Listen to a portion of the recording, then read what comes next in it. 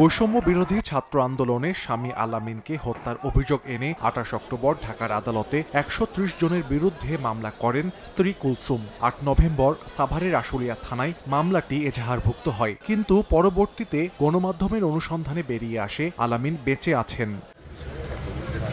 Police জানায়, ঠিকানা পেয়ে সিলেট থেকে আটক করে আলামিনকে আদালতে পাঠানো হলে সে জবানবন্দি দেয়। তার সূত্র ধরে বৃহস্পতিবার রাতে কক্সবাজার থেকে আটক করে আশুলিয়া থানায় আনা হয় বাদী কুলসুমকে। শুক্রবার দুপুরে তাকেও ঢাকার মুখ্য বিচারিক আদালতে তোলা হলে জবানবন্দি রেকর্ড করা হয়। এই মামলার বাদী কুলসুম তার স্বামীকে মৃত দেখিয়ে বিজ্ঞ আদালতে একটি মামলা দায়ের করে।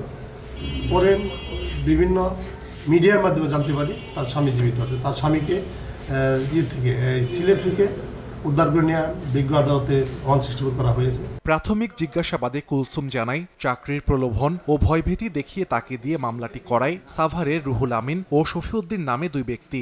আরও তদন্ত করে আইনগত ব্যবস্থা নেওয়ার কথা জানিয়েছে পুলিশ। রুহুল এবং আরেকটা লোক আছে, তাদেরকে নিয়ে আসা হয়েছে, তাদেরকেও জিজ্ঞাসাবাদ করার জন্য আমরা নিয়ে আসছি। এই ঘটনায় অভিযুক্ত রুহুল ও শফিককেও আটক করেছে পুলিশ।